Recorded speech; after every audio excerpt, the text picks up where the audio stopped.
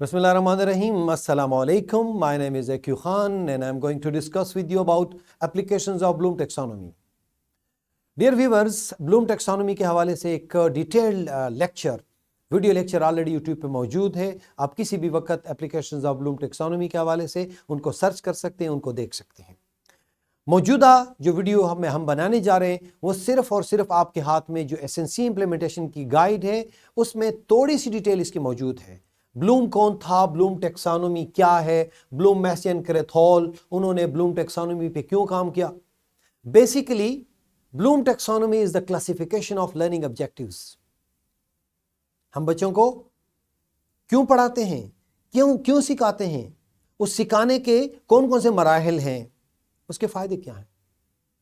तो इसलिए आज जो मीडिया पे आप लोग कुछ सवालात देखते हैं, हमें उनका सामना करना पड़ता है कि आपने 1100 में से 1100 नंबर तो दे दिए जी, लेकिन आज तक आप आइंस्टाइन नहीं पैदा कर सके, आप न्यूटन नहीं पैदा कर सके, आप स्टीफन हॉकिंग नहीं पैदा कर सके. What's the reason behind that. लेकिन इनसे पहले मैं चाहूंगा कि थोड़ा सा मैं सोच के बारे में बता दूं. इंसान की सबसे बड़ी ताकत उसकी सोच है. इंसान का सबसे बड़ा सरमाया उसकी सोच है. और जलालुद्दीन रूमी फरमाते हैं तुम्हारी असल हस्ती तुम्हारी सोच है, बाकी तो सिर्फ हड्डियां और गोश्त है. और आप और हम सोच बनाने वाले हैं. लेकिन हम सोचे कैसे बनाते हैं? क्या एक बच्चा एक इबारत को रट्टा करके बार बार पढ़ने से, बार बार लिखने से, बगैर समझे पेपर हल करने से उसकी सोच बन सकती है? नहीं जी, कभी नहीं. जब बच्चा इस काबिल हो सके कि वो जो रीड करता है, जो पढ़ता है, अपने इर्द गिर्द के माहौल को समझ सके, पढ़ सके, एनालाइज कर सके, सही और गलत में तमीज कर सके, सही काम को वेलकम कर सके, गलत काम को नो कह सके,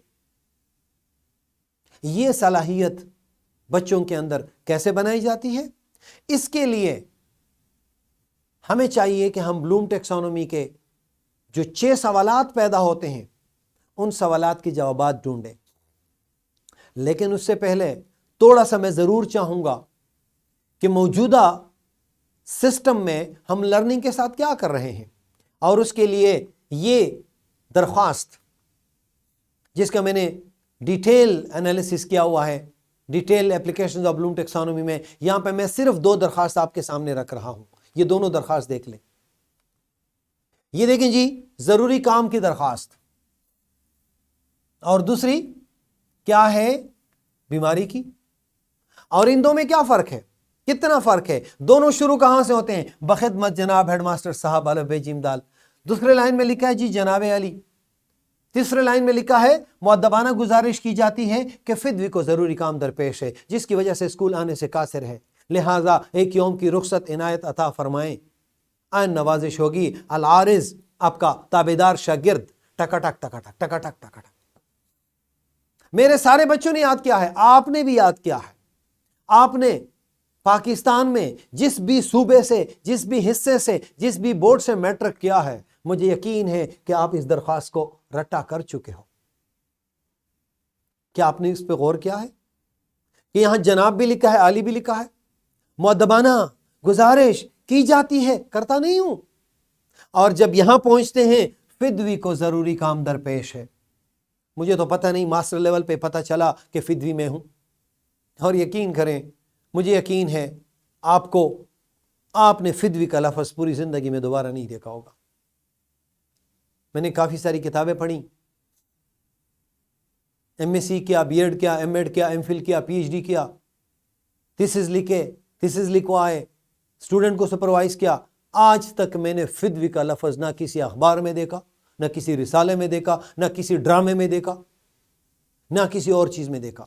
फिद्वी का लफ्ज सिर्फ इस दरख्वास्त के साथ तक महदूद रहा. अच्छी चीज है, हमें यह भी सिखाना चाहिए बच्चों को, लेकिन आगे जाके इसको समझाना भी है और इसको अप्लाई भी करवाना है. اس کی میں نے اپلیکیشن آج تک نہیں دیکھی. دوسری جگہ پہ ہمیں یہ کہا گیا کہ وہی درخواست رٹا کرو. ہماری آسانی کے لیے ترس آیا میرے استاد کو میرے اوپر کہ یہاں پہ صرف ایک جملہ چینج کرو, ضروری کام کی جگہ لکھ دو کل شام سے سخت بخار ہے, وہ بھی 104 ہے. نقصان ہم کیا کر رہے ہیں, یہاں ضروری کام کے سینٹنس سے سارے کام نکل گئے. جی میرے بچوں کو کچھ پتہ نہیں چل رہا کہ سالگرہ بھی ہوتا ہے, چہلم بھی ہوتا ہے, عقیقہ ہوتا ہے, کتنی چیزیں ہوتی ہیں, صرف ضروری کام. چوتھی کلاس کا بچہ کہہ رہا ہے کہ ضروری کام درپیش ہے, جیسے پورے شہر کے کاموں کا ٹیکہ اس نے لے رکھا ہے. غلط ہے جی. اس کے بعد کل شام سے سخت بخار ہے, نہ کبھی موچ آئی نہ کبھی چوٹ آئی. ریالٹیز ہمیں بچوں کو سکھانی ہے, جو ریئل حالات ہیں وہ بچے کو سکھانے ہیں کہ آپ نے جا کے لکھنا ہے. یہ رہا اس کا نقصان. کون سے 6 سوالات ہیں, کون سے 6 سوالات ہیں جن کو آنسر کرنا بہت ضروری ہے, اور وہ دیکھیں وہ بلوم ٹیکسانومی نے وہ سوالات میں یہاں پٹ کر رہا ہوں, پھر اسی کے جوابات بھی میں آپ کے ساتھ شیئر کروں گا. نمبر 1, بچوں کی یادداشت کو کس طرح تیز کیا جا سکتا ہے. نمبر 2, ریممبرنگ کے بعد دوسرا کیا ہے, بچوں کی تفہیم کو کی صلاحیت کو کس طرح بہتر بنایا جا سکتا ہے. بچوں نے جو یاد کیا اس کی سمجھ کیسے آئے گی اس کو. اور تیسری چیز کیا ہے, اپنے علم کو اپلائی کیسے کرے گا, بروکار کیسے لائے گا. علم تو حاصل کر لی, اس کے دماغ میں تو ہے, گھر سے جیسے باہر نکلے گا اس علم کا استعمال وہ کر سکتا ہے. آیا اس نے جو علم حاصل کیے وہ اس طرح علم ہے کہ جو اس کے کام آ سکے, یا صرف ہم نے رٹوایا ہے, طوطی کی طرح میرا بچہ بول رہا ہے لیکن اس بیچارے کو خود نہیں پتا کہ وہ کیا کہہ رہا ہے.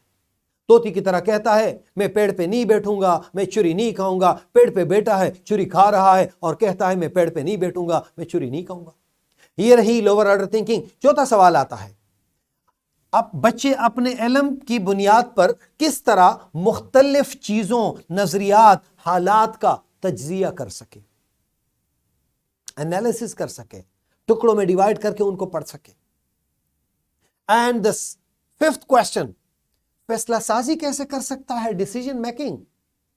اگر میرے بچوں کی چیزوں کی سمجھ آتی ہے, صحیح اور غلط میں فیصلہ کر سکتا ہے, تمیز کر سکتا ہے, تو اسٹرانگلی کہتے ہیں نو آئی ڈونٹ ڈو اٹ, میں نہیں کروں گا, میں نہیں کروں گی.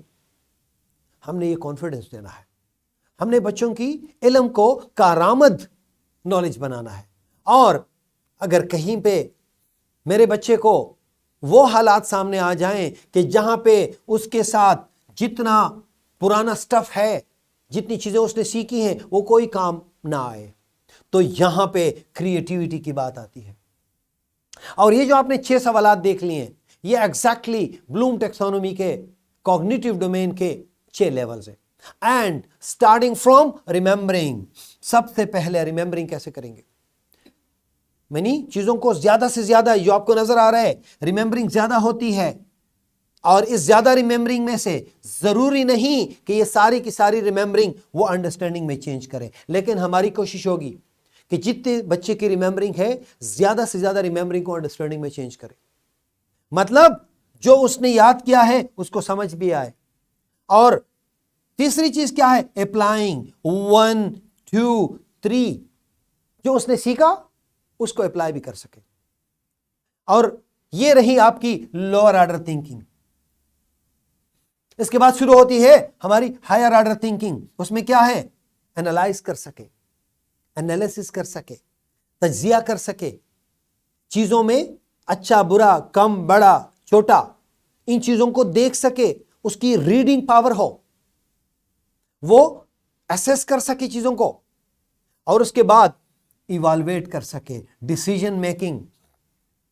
اینڈ میں اس کے پاس یہ صلاحیت ضرور ہو کہ وہ یہ کہہ دے کہ یہ صحیح ہے اور یہ غلط ہے. اور اس کے بعد ایز آئی اسٹیٹڈ ارلیئر, جیسے میں نے پہلے کہا, اگر ان کے پاس جو اویلیبل معلومات ہیں, جو علم ہے, ایسے حالات پیدا ہو جائیں کہ وہاں پہ وہ کام نہ کرے, اور اس میں یہ بھی صلاحیت ہو کہ وہ اپنی طرف سے کچھ کریٹ کر سکے.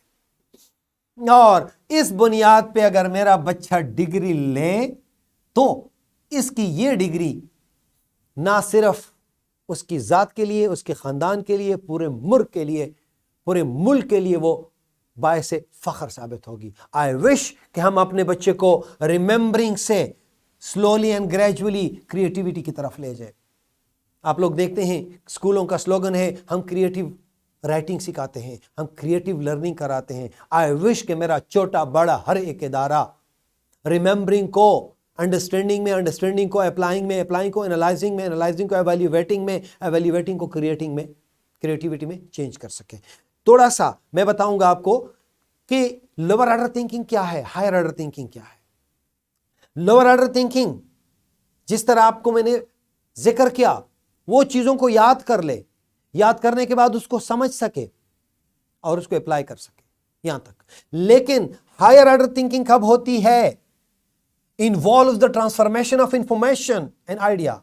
This transformation occurs when the student combine facts and ideas and synthesize, generalize, explain, hypothesize, arrive at some conclusion and interpretation. Manipulating information and ideas through these processes allow student to solve problems, gain understanding and discover new meanings. تو this is called as higher order thinking. مطلب اس علم کو سمجھ بھی سکے, اس کو استعمال بھی کر سکے. اور اگر ایسے حالات آ جائیں کہ اس کے سامنے 2 4 5 چیزیں آ جائیں تو ان میں سے بچے میں یہ صلاحیت ہو کہ اس کو انالائز کرے, اس کا سٹف دے کے, اندر سے دے کے, باہر سے دے کے, اور فوراً ڈیسیژن دے. اور اگر حالات ایسے آ جائیں کہ اس کے پاس موجودہ اویلیبل سولوشن نہیں ہے تو وہ اس قابل بھی ہو کہ سولوشن کر سکے.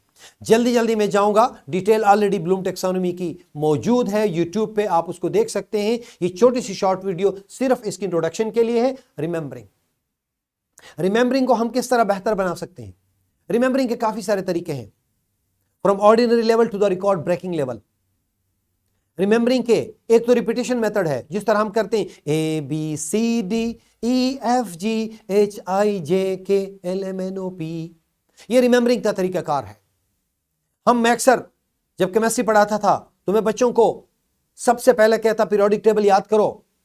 Hydrogen, lithium, sodium, potassium, rubidium, caesium, francium, beryllium, magnesium, calcium, strontium, barium, radium, boron, aluminium, gallium, indium, thallium, carbon, silicon, germanium, tin lead, nitrogen, phosphorus, arsenic, antimony, bismuth, oxygen, sulphur, selenium, tellurium, polonium, fluorine, chlorine, bromine, iodine, astatine, helium, neon, argon, krypton, xenon radon. یہ کیا تھا؟ یہ picturisation method ہے. میں آنکھیں بند کروں تو مجھے پہلا گروپ, دوسرا, پھر اس کے بعد 3rd 4th 5th 6th 7th 8th group میں آنکھیں بند کروں تو مجھے نظر آتے. میں نے اس کو کیا پہلے ریڈ کیا, آنکھیں بند کی, پھر ریڈ کیا, پھر بند آنکھوں کے ساتھ دیکھا, پھر 1 2 مس ہو گئے, پھر کیا. دس از ایک گریٹ میتھڈ ہے.